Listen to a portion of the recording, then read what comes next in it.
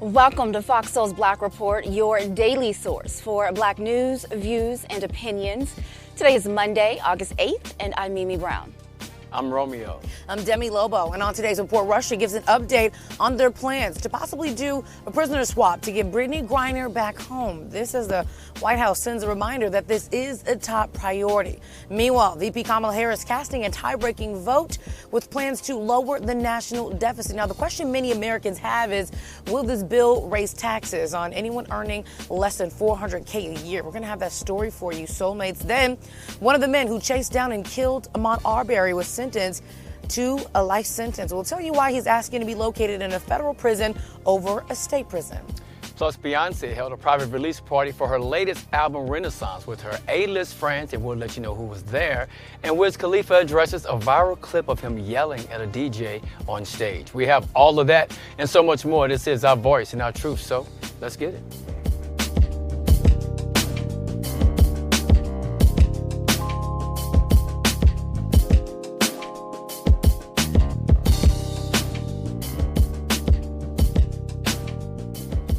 Good afternoon, and thank you for joining us. We start today with news on Brittney Griner. Now, Russia says it is ready to discuss a possible prisoner swap following Griner's 9-year sentence on drug charges.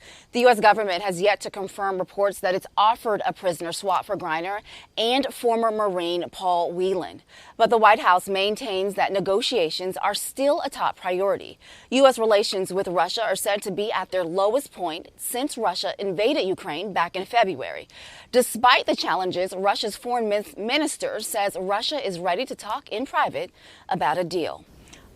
So we always knew, I think we talked about this here, is that the legal process was never going to free Griner. It's going to be that diplomatic, behind-the-scenes channel of communication that's going to free her. So the foreign minister of Russia, he says that he is ready to continue to work within the framework that they outlined, meaning the original deal is still on the table.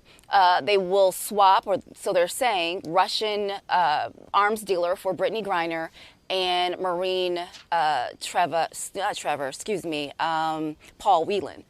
And so they're saying, though, the U.S. is saying that the other, Russia's counteroffer, where they wanted the arms, not the arms dealer, I'm sorry, the guy who is in Germany, the convicted killer, that deal, they said that is unreasonable, and the U.S. is saying that they're not sure if they're even going to accept that. So with that being said, we'll see what happens, but the U.S. is saying, again, that deal is unreasonable, and they want to bring Griner home as long as that they can do that deal. And so I don't know what that means if Russia continues to fight for the guy locked up in Germany. Yeah, I do believe that there is going to be a deal.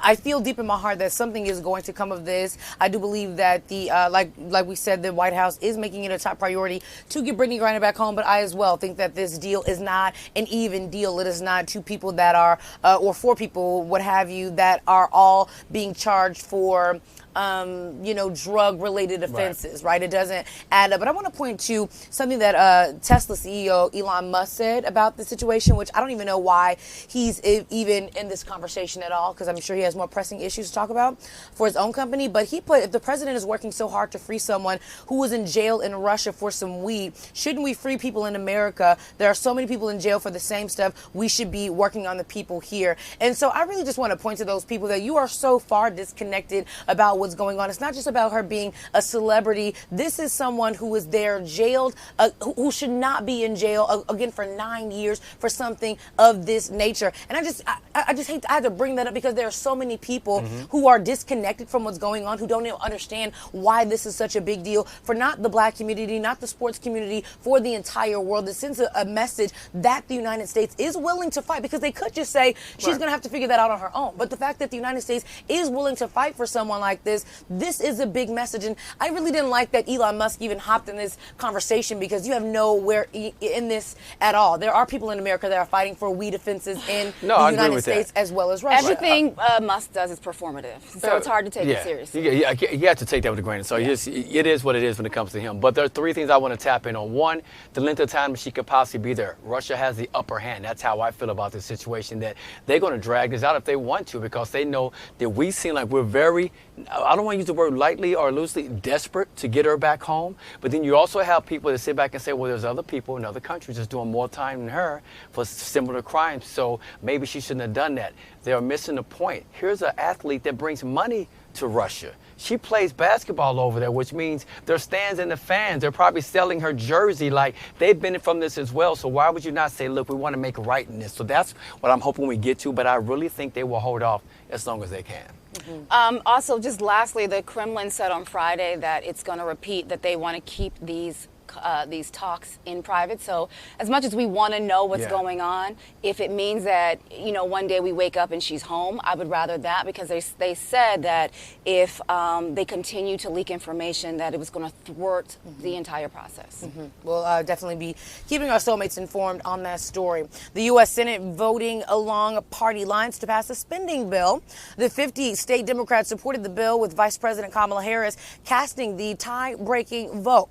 The bill is aimed at lowering the national deficit, cutting the cost of prescription drugs, and fighting climate change. President Biden says the bill does not raise taxes on anyone earning less than $400,000 a year. That bill will now head to the House, where Democrats hold a very slim majority. The most important part of that is that the Democrats have a very slim majority. VP Kamala Harris using her power here to cast a tie-breaking vote was very powerful. And also, too, I'm happy that, because a lot of people when you start thinking of cutting spending bill, everyone starts thinking about their own situations. Like, okay, well, if we help this particular community of people who need help over here, how is this going to affect me? So I'm happy that they're saying, hey, inflation is not going to go up. If you earn less than $400,000 a year, you won't have to pay extra money on taxes, but we're still making it a priority to lower the price of prescription drugs and tackle on climate change all at once, which is like kind of a lot when you put it all in one thing. But I'm like, hey, if you can make this happen and we don't have to pay any additional taxes, I'm all for it. Yeah, this was definitely a win for Biden. The entire package, it includes the largest ever federal effort on climate change, as you mentioned, Demi, close to $400 billion. It caps out-of-pocket drug costs for seniors when it comes to Medicare, up to $2,000 per year.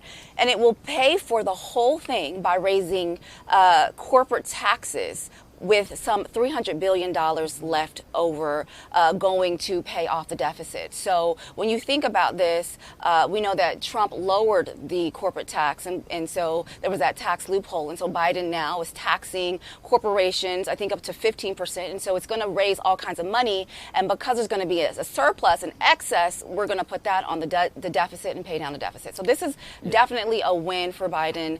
And it's going to move to the House now, where it's expected to pass, because the House has a Democratic lead as well, a majority. So this is a really good thing. It definitely is a really good thing. And like I said, some people fear, well, if this is what it's going to be, or the price is going to raise up pretty quick when it comes to for paying for prescriptions. They seem like they have that under control. What I'm saying to our soulmates is the prices that should have raised this year should have already maxed out from what we're hearing. We don't know if that's going to be the true case. Also know this, making all these 50-50 decisions, like VP Harris has almost exceeded another vice president in the past has done this, but yet she's done it at a faster rate. She's reaching that because this country is so divided. Absolutely. So what does that say about this country even moving forward? Romeo, that's a great point. The point of being a president or a vice president is to make change that can be implemented for years to come. When you become a president, you want for us to be able to look back about 5 or 6, 10 years and be able to say, wow, President Biden did that for us. Like Medi-Cal is one thing that I forever thank Barack Obama for doing, because it changed the lives of many people for years to come. And so this is going to be very historic for this to be years to come. Like you said, VP Kamala Harris and Joe Biden will be able to look back and be like, wow, we were able to do that for millions of Americans, even 10 years, 20 years later down the line. Agreed. All right, well, the Biden administration says it stands strongly with the Muslim community in the wake of killings of 4 Muslim men in Albuquerque, New Mexico. Police in there are looking for the person connected with the murders. They believe this is an ongoing attack over the past 9 months. They released this photo of the vehicle of interest. Cecily Barker, Albuquerque Police Department Deputy Chief, had this to say. We urge people not to take things into your own hands. If you see this vehicle or you know who might possibly be driving it, call police. Police say the car may have been used as transportation for the murders, which happened in separate incidents. In all 4 cases, the men were ambushed and shot. Police believe the victims were targeted because of their race and religion. And Indiana is the first state to approve an abortion ban after the overturning of Roe v. Wade. The state's Republican governor signed the near total ban on Saturday. It includes exceptions in cases of rape and incest. Now, under the restrictions, all abortion clinics will lose their license. The procedure can only be performed in hospitals, outpatient centers owned by hospitals. And after weeks of back and forth, the Georgia Republican Herschel Walker has agreed to debate Senator Raphael Warnock. But it's not any of the 3 debates that Warnock has agreed to attend. Walker has agreed to take part in an October 14th debate, but that debate is 3 days before early voting starts in Georgia. Walker's campaign, people have been worried about its propensity at making verbal gaffes. He did not take part in this debate during the Republican primary. Now, Warnock's campaign has not said whether they will agree to appear at the debate Walker has decided to take part in. Here's where we get to the nitty-gritty of it all, because I know I first said I wasn't really interested in seeing a debate. Romeo and Mimi were kind of like, hey, this is where we're going to be able to separate the boys from the men. Exactly. As we say here. But now, Raphael Warnock, it doesn't seem as if he's really agreed to what Herschel Walker is wanting to, and it just feels like it's going to be a lot of that. I don't really know if Raphael Warnock is going to want to meet with this man. I don't think that he, because it's almost like, I get what you guys are saying, right? It's kind of like we need to see them together side by side. Many people don't know what's going on, but I also feel like the people like the Stacey Abrams, the Karen Basses, the black people that have really been putting their life on the line for black people are going to look at Herschel Walker like, why would I even sit in a room with this man? But that's why we need a debate, so that they can see the two side by side. But at the end of the day, here's what's happening. Herschel Walker was given 3 dates that Raphael Warnock's campaign had agreed on, and these are the 3 dates. Pick any of these 3 dates so that we can sit down and we can have this debate. He made up a date. He made up, what was it, October 14th? That was not one of the choices. And so now this is going to be a game. What he's going to say is, most likely, listen, I said I was available on October 14th. He said, he couldn't make it. So I did my part. He doesn't want to debate me. And so it's one of those ways to kind of say, look, I said I was going to do it. I showed up. I said this date, and he didn't say it. And so it's just games. It's back and forth. That's really what this is. And sometimes I feel like, even to make it just seem more childish, like they're looking like, well, what does Senator Warnock have going on 14th? Okay, he seems pretty busy. Well, let's choose that day. Because exactly now he won't accept it. And that's what I feel like. And even if it does happen, it may be selected questions or selected topics to just minimize the mistakes that Herschel Walker probably is going to make on camera in front of the American people to see. But again, if we can make this happen, I think it's important, especially for a midterm, because people need to see what they're really getting into. Absolutely. All right, a Memphis prosecutor who brought criminal charges against a black woman who tried to register to vote has lost her re-election bid. A Republican, Amy Welrich, who had been district attorney in Memphis since 2011, lost to Democrat Steve Mulroy, a law professor. Now, Welrich's loss was a major victory for people who support criminal justice. Welrich convicted Pamela Moses and sentenced her to 6 years in prison. Moses tried to restore her right to vote after a 2015 felony conviction. Political analysts say Tennessee's rules for restoring voting rights is confusing. Moses was told by a probation officer that she was eligible to vote. Welrich said Moses fooled her probation officer into signing off on a form that said she could vote. A judge eventually overturned Moses' conviction. And an Oklahoma judge has good news for 3 victims of the 1921 Tulsa Race Massacre, but there's bad news for the descendants of the people killed. Tulsa County District Judge Caroline Wall will allow Leslie Benningfield Randall, Viola Fletcher, and Hughes Van Ellis to continue to seek reparations for the massacre. They were all children when mobs of white people killed over 300 people in the town's black community. But the judge, she is dismissing 6 lawsuits from descendants of the incident. The judge also dismissed a lawsuit by Tulsa's historic Vernon AME Church and the Tulsa African Ancestral Society, none of which existed in 1921. People who were abused by Detroit police during the George Floyd and Breonna Taylor protests will receive part of a $1.3 million settlement. The Detroit City Council approved the settlement last month. The bulk of the money will go to Black Lives Matter advocates who say they were victims of police excessive force. The Detroit Will Breathe organization, they're going to lead the BLM protest. They represent about 14 plaintiffs. The Detroit Free Press newspaper says that cops used tear gas, pepper spray, chokeholds, and rubber bullets on peaceful protesters. Soulmates, this is a story that really hit us hard all weekend long. Los Angeles police are identifying the pregnant woman who was killed also with her 11-month-old son during a fiery car crash last week that took the lives of 6 people. California Highway Patrol say Asheray Ryan was on her way to a prenatal doctor's exam with her son Alonzo and her fiance, who was also in the car. 3 other people were killed in the incident. This is surveillance video we're going to show of the accident.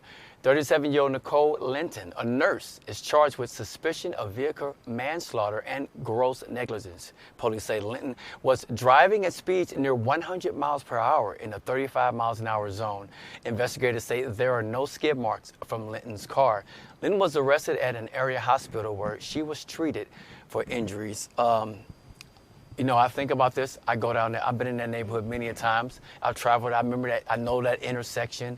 And this is a fear, I would say, personally, I've always had. Even coming to work sometimes early in the morning, you know, when the lights green, the streets are empty, that's one of your worst fears. But to see this happen and then hear the reasoning behind it, if those allegations are actually true, you know, that she was at a friend's house, that she was drinking, that she was in an argument with a boyfriend, man, it's just hard to talk about just seeing that over and over again. You know, Romeo, same here. I'm sure you talked about it on your morning show at 935 KD, and so did we on Power 106. And this was one of those topics that, again, like you said, was all over the world, but especially here in Los Angeles, for people, Romeo, like you say, who take that route to Dodger Stadium, who take that road every single day. One of our bosses said that he literally remembers filling, he can't even count on as many hands as how many times he's filled up at that gas station. There were so many heartbreaking stories from this. You know, I remember there was one lady who said that she was pumping gas, and she said that she was she saw the baby literally come out of the car and fall on the ground right in front of her. And you know, there's so much trauma that's going to come from this, from so many families. And the younger sister of the lady that we're talking about, her family speaking up now, and they pretty much said, we forgive her. That's why her life was spared, and she's going to have to live with this for the rest of her life. You know, and she the young lady, the ICU nurse that you're talking about, Romeo, this happened this morning. She was released from the hospital, and she's now a $9 million bond. And this is only beginning, because there's going to be so many more stories that develop, because there are people still in the hospital that are being, you know, treated for their injuries. Yeah. Definitely. Now, this is extremely sad. I heard that story about the baby. There was also another story, someone was decapitated. I mean, it was just a really gruesome scene. I think one of the things that really got to me was that there was no skid marks, meaning she didn't even try to brake. She didn't even try to stop, whether she was aware or not aware. Just full speed ahead. And the family has a GoFundMe. I was hoping to be able to put that on the screen, Soulmates, so that we could, you know, do whatever we can for this family. But we don't have it. But if you get a chance, you can Google it, and just, if you can, you know, help out, because I'm sure this is going to hit this family super, super hard. They lost their entire family in the blink of an eye. Yeah, and just the last thing here too, there's those in Los Angeles, Romeo, you've been there before. It's a hill, like you coming down the hill right there, and so people are calling on Los Angeles to put something there, because when you come from that hill and you're just going, a lot of people have sped through faster than they should be. So that's another call for Los Angeles to do something better to prevent that as well. For sure. One of the men who chased and killed Ahmaud Arbery, he was sentenced to life in prison this morning. Travis McMichael's life sentence was for his conviction for federal hate crimes. Last week, his lawyer filed a legal motion asking the judge to keep him in federal custody. McMichael says he wants to be sent to a federal prison because he is afraid that he may be killed in a Georgia state prison. Travis and his father, Greg, were armed with guns as they jumped into a pickup truck and chased Arbery down. Now, Roddy Bryan, he joined the chase in his truck as Travis shot Ahmaud to death. The men were sentenced to life in prison in a state court last year. McMichael's lawyer, he says his client has received hundreds of death threats and won't be safe in a Georgia state prison. 2 Alaskan police officers are coming under fire for allowing a white woman to leave a traffic stop without getting a ticket after she gave them a white privilege card. You like my white privilege card? That's hilarious. It's better than Good through death. That's good. What's a good phone number for you? I mean, what's your... That's cell phone footage of Mimi Israela, who was visiting Anchorage to attend a rally for former President Donald Trump. When they asked the woman for her driver's license, she mistakenly gave them her so-called white privilege card instead. Israela, her Twitter page, it describes her as a piña, which means woman of Filipino origin. So there's no word on if the cops will be disciplined for allowing the woman to go without a citation. I'm actually really happy for Mimi. Was it Mimi? Mimi Israelia? I love that. I'm happy that she posted this video because we can clearly see how easy it is. Again, she's not even a white woman. She's a Filipino descent here, so it's not even that she is actually a white woman here, but she was able to fool these Alaskan cops here and get away with whatever she was getting away with. Yet, calling out the obvious here, black people, we are not able to use that black privilege card, that white privilege card. We don't have any cards that we can use. Often we leave situations like this dead. So I'm actually really happy that they found her Twitter page to see that she is not a white woman, that she videotaped her using her white card, and I would love to see what kind of charges come for these police officers as a matter of this. Yeah, as of right now, none whatsoever. This is your city. This is your hometown here. This is my hometown. You know, I don't know about my people, not these people in my hometown, but this did happen in Alaska, in Anchorage, exactly where I'm from. And so hopefully these officers will be disciplined. And I'm kind of confused why she had a white privilege card. She's not even white. She's Filipino at that.